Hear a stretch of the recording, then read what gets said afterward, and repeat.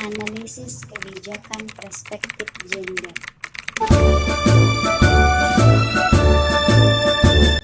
Bismillahirrahmanirrahim.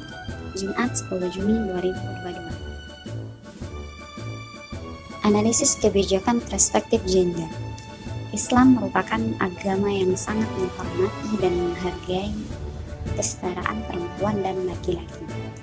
Perempuan dalam Islam memiliki banyak keistimewaan. Bahkan Islam menempatkan perempuan sebagai orang yang paling mulia. Lagi-lagi gender dipersoalkan.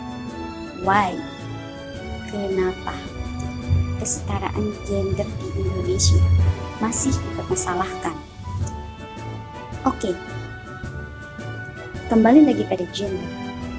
Gender dalam buku Women's Studies and India yang saya baca. Gender adalah suatu konsep kultural yang berkembang di masyarakat yang berupaya membuat perbedaan peran, perilaku, mentalitas, dan karakter emosional antara laki-laki dan perempuan. Kalau secara umum, gender adalah perbedaan yang tampak antara laki-laki dan perempuan apabila dilihat dari nilai dan tingkah laku.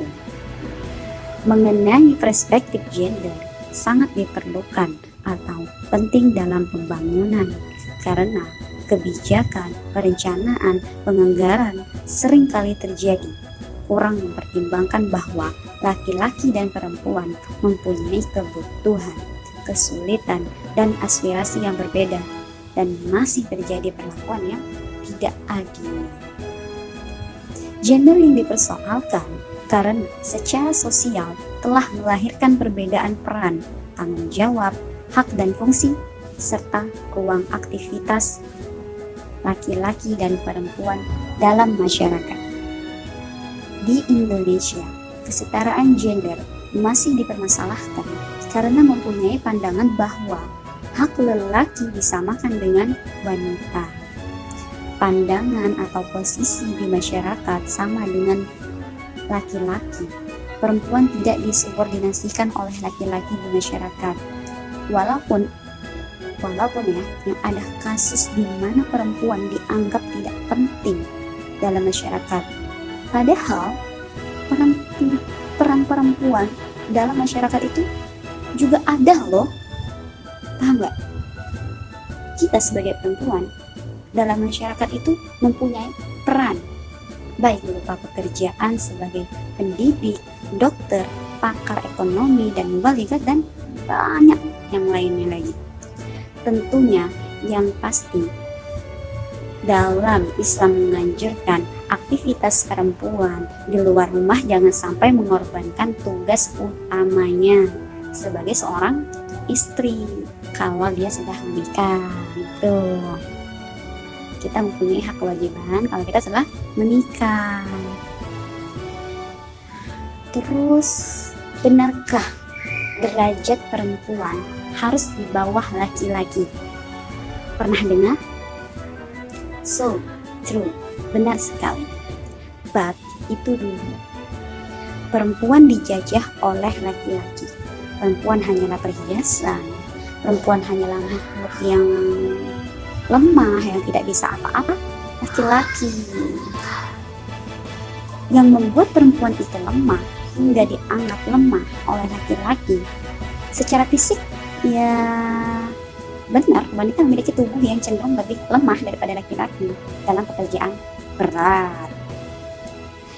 Ya, pada dasarnya perempuan yang merasa lemah, merasa dirinya bergantung pada laki-laki yang seharusnya mampu dan bisa melakukannya, dan bahkan bisa unggul dari laki-laki. Jika sudah seperti itu, hal seperti itu, ini siapa yang harus disalahkan? Well, benarkah demikian? Berbicara posisi, eksistensinya di dunia ini memang sedikit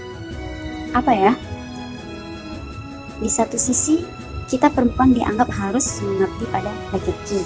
Bahkan dalam beberapa keyakinan ada aturan yang mengharuskan tunduk patuh pada laki-laki. Sebenarnya kalau kalian tahu, isu gender ini bukanlah perkara yang yang akhir-akhir ini muncul karena banyaknya aksi. Isu ini sudah ada sejak lama dan sesuai dengan zaman. Alhamdulillah di zaman sekarang pemikiran perempuan sudah terbuka lebar. Bahkan di Indonesia sendiri munculnya emansipasi ala Kartini. Perempuan-perempuan mulai bergerak untuk menunjukkan eksistensinya. Luar biasa.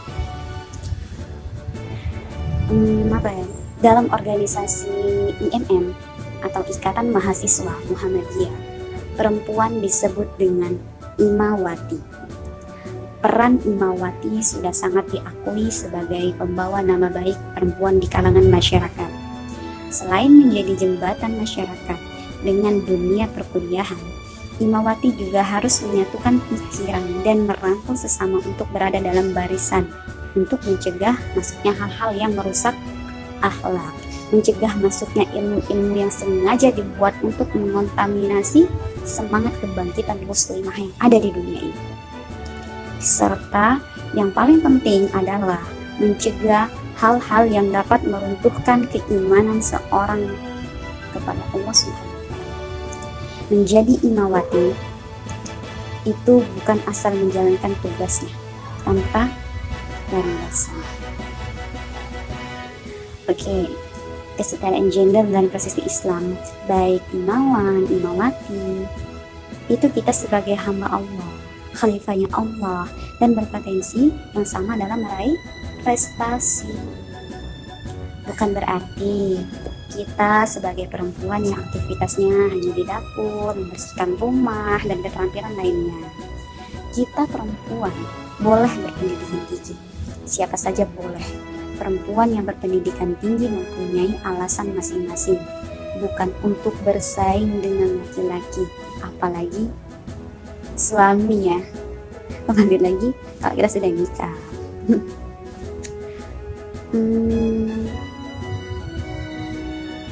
Stop berpikir hal seperti itu, wahai laki-laki kali ya.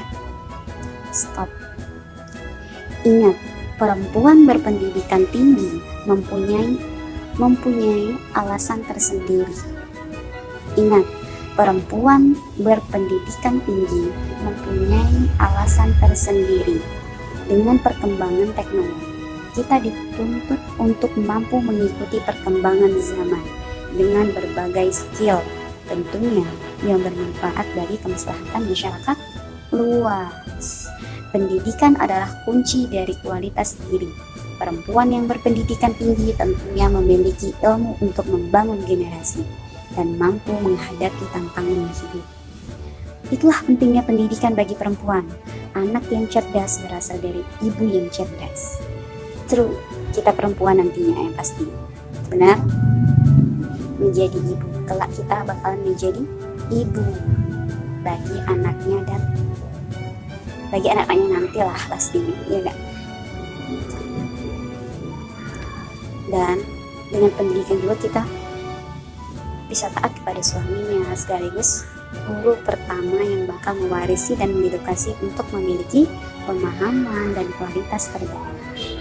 Dan jangan pula kita perempuan memiliki ilmu atau sudah pakar gitu kan, sudah pakar ilmunya sampai bingung hati laki-laki loh. Jangan merasa pintar dan membodohkannya. Attitude adab masih harus kita jaga. Oke? Attitude atau adab masih harus kita jaga dan harus saling menghargai. Apalagi sudah suami istri ya.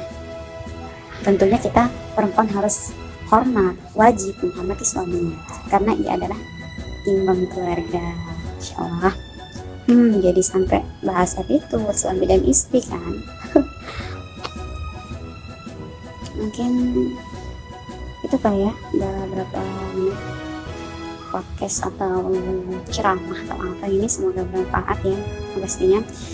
Baiklah, jazakumullah khairan katsiran, semoga bermanfaat. Saya akhiri, billahi fisabilil haq, astagfirullah khairat. Salam dari saya, Putri Pendes.